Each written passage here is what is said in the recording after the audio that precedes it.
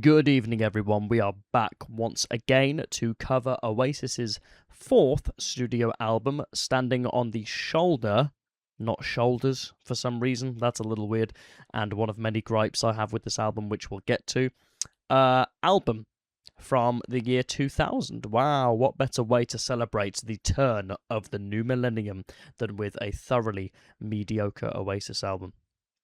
Oasis are back, everyone, and weirder than ever, I guess would be the appropriate turn of phrase. This is a very strange album.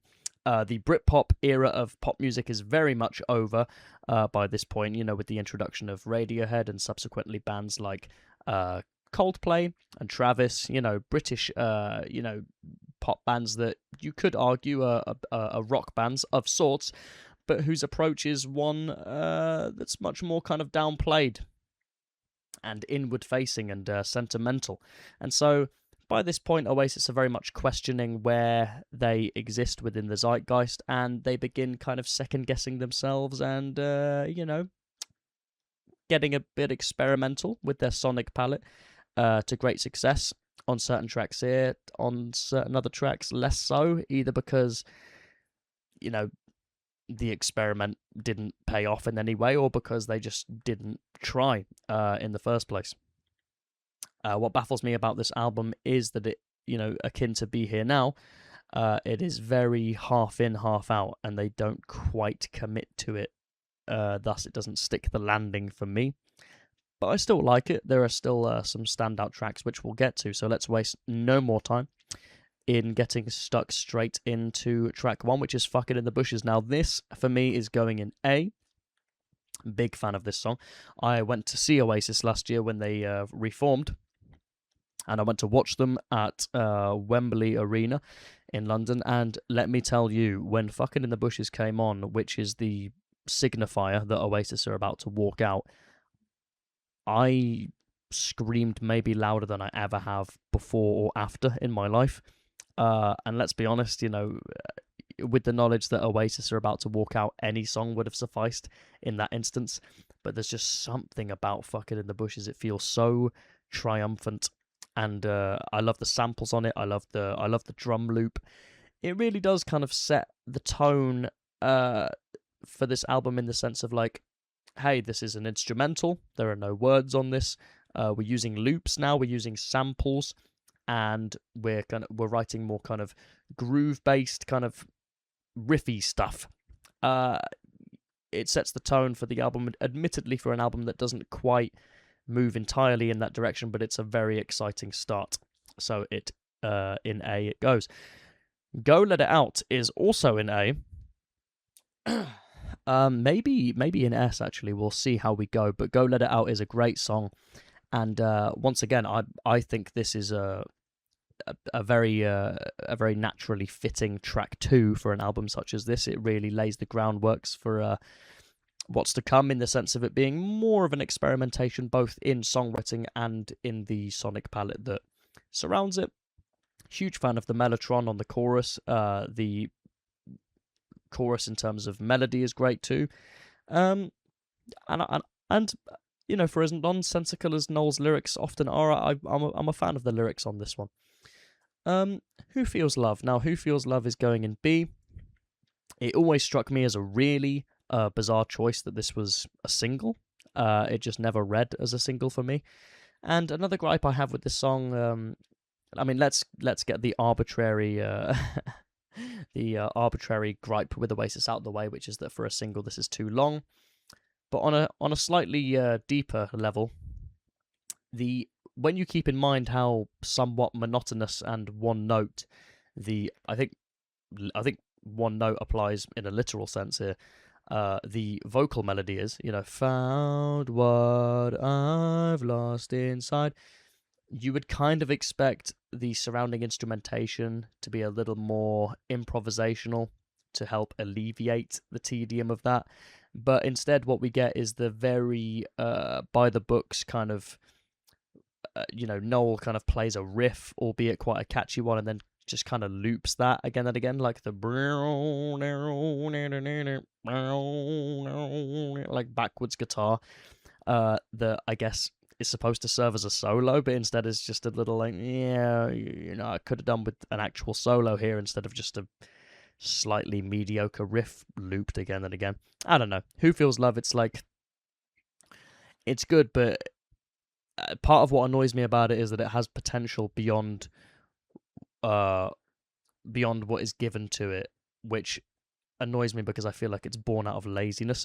Put Your Money Where Your Mouth Is, that's going in D. This song can fuck right off.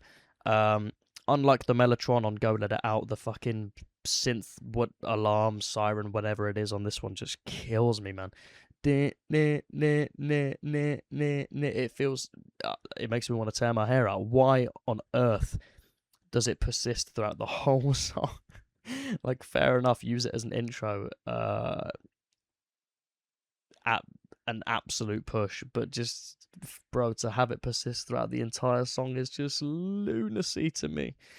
Never understood this song. The lyrics on it are absolute gaga. They're just fucking they mean nothing. And don't come at me with, oh yeah, but those lyrics never mean anything. You can there is a fine line, right? And I've probably already been through this, between Noel lyrics that, yes, in a literal sense, are nonsensical, one could argue, but you can tell he's really feeling them, and you can tell they come from a place of earnest, versus lyrics that are literally just, yeah, fuck it, that'll do, just write some bibble babble gabble. And this is very much falls into that category. This is just a bullshit song that should never have featured on the album. I will never understand how this made it on over some of the ones that we'll get into. Little James, that's going in C. Now, there are probably there's probably a fairly sizable portion of Oasis fans out there that are like, why is this C and not D? This song is garbage. And it's because, and to be fair, Put Your Money Where Your Mouth Is has a little bit of this going on as well. This song, if we're speaking purely instrumentally, you take Liam's just, I don't know, too raspy for its own good voice, especially for a song of this nature, out of the equation, and you're just left with the instrumental. And instrumentally, it's actually really nice. The kind of the MIDI choir is really pretty. I actually find it I would even go as far as to say beautiful. Don't quote me on that. I will be hoarded by Oasis fans. Is that even the right turn of phrase? I don't know. Nonetheless, instrumentally, the song is really nice. I mean, Liam's vocals on it are nothing to write home about. Obviously, Noel couldn't have sung it because it's about something very personal to Liam. But the vocals do really sort of contradict the tone that this song is trying to set. But I don't know. Not only is the instrumental quite nice, but also another reason I would hesitate to put it below C is because, unlike Put Your Money Where Your Mouth Is, which is literally just bibble babble gabble, Little James's lyrics may be shit, but you can tell that they come from a place of earnest, and Liam really means it, which I like, because you don't often see a side to Liam like that, especially later on in Oasis. You got songs like The Meaning of Soul, where he's like, I'm 10 out of 10 and I'm gonna fuck your wife and I'm gonna go on stage and change your life. He doesn't actually say that, of course, but yeah, whatever. I've talked about Little James for too long. Gas Panic, that's going to go in S. Fucking love Gas Panic. So this song, in my opinion, encapsulates what Oasis wanted this album to be in a song.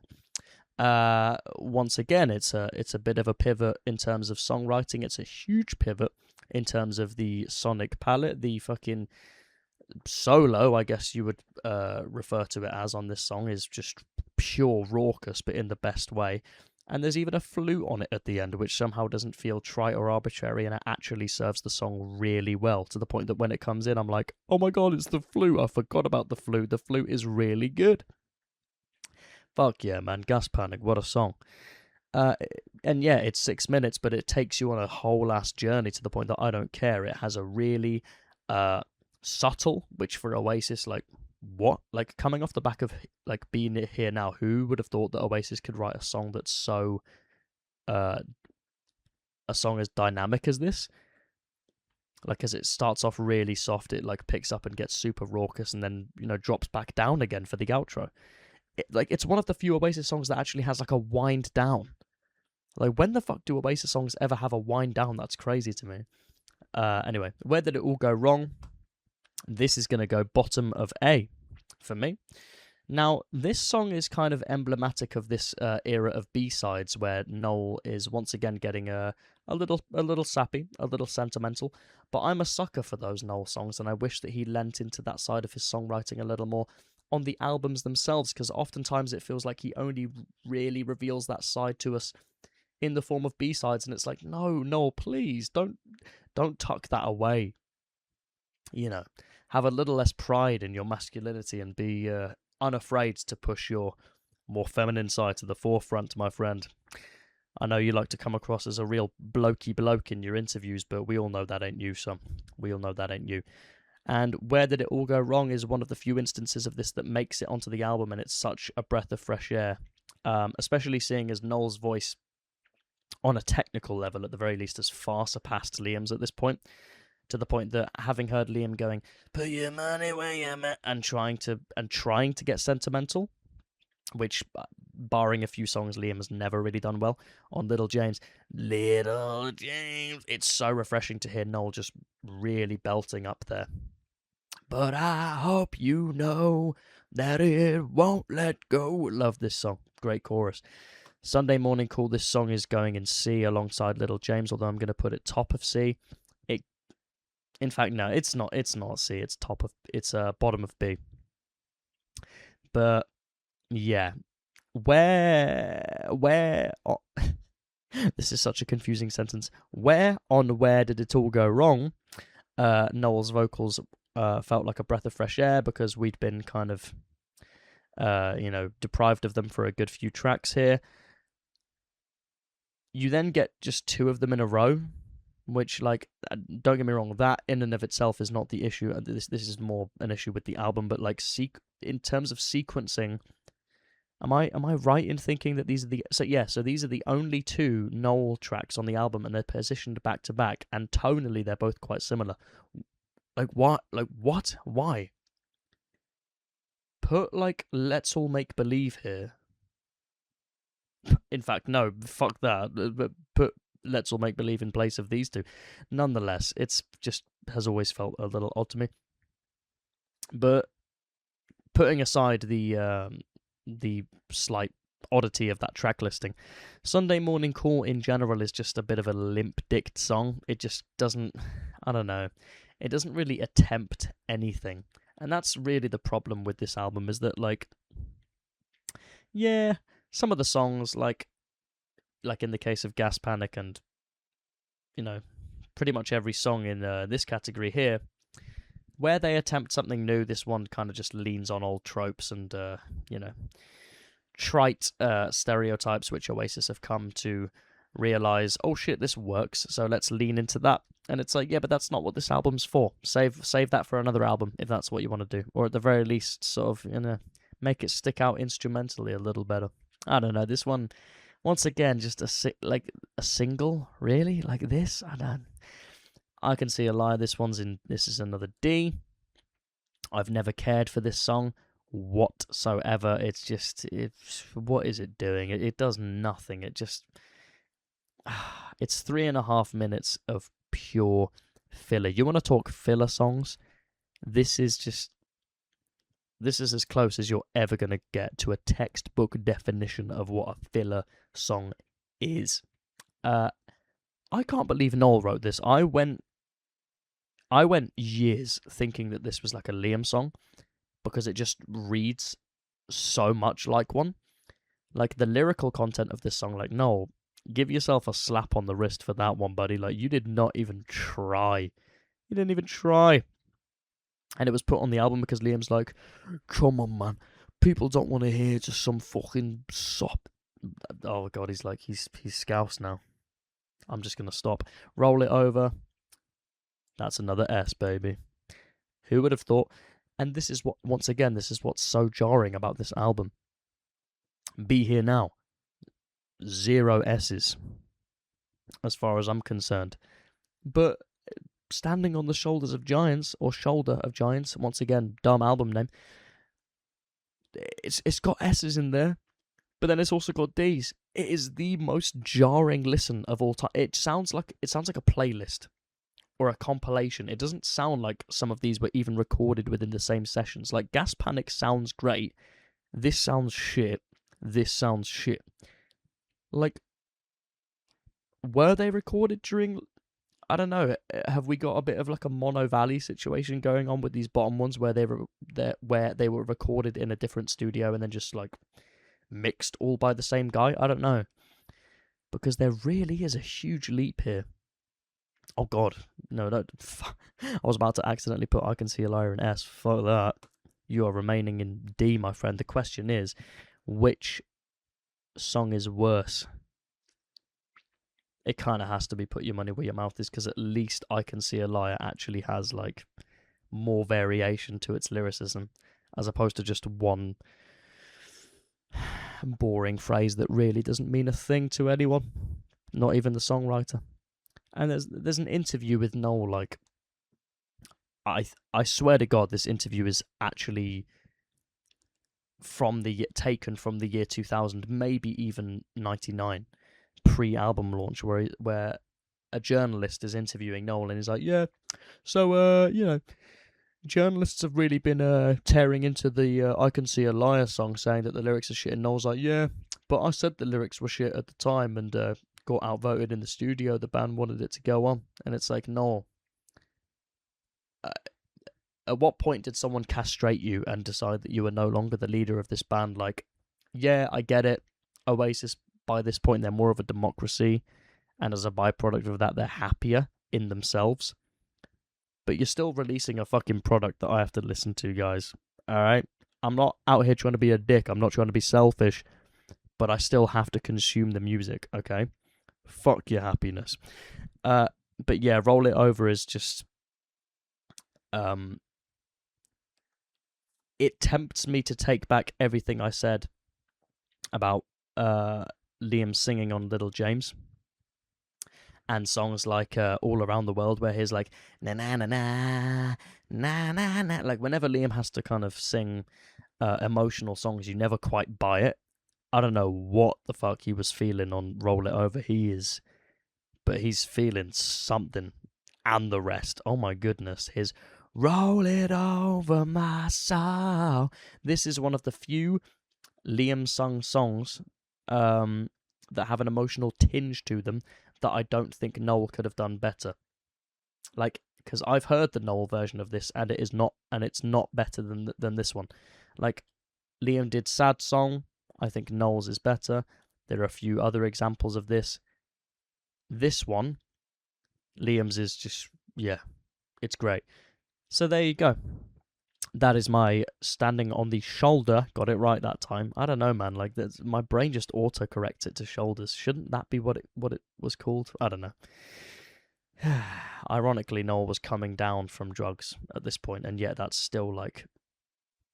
That's like the most on drugs that Oasis album has ever sounded.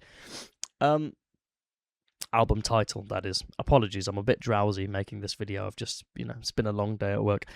Nonetheless, what do you make to this tier list of mine? And what do you want to see me do next? Like I said, I'm going to finish Oasis, but if you have any recommendations for other albums that you want me to do a tier list of, then let me know in the comments section, and I will see you later. Bye-bye.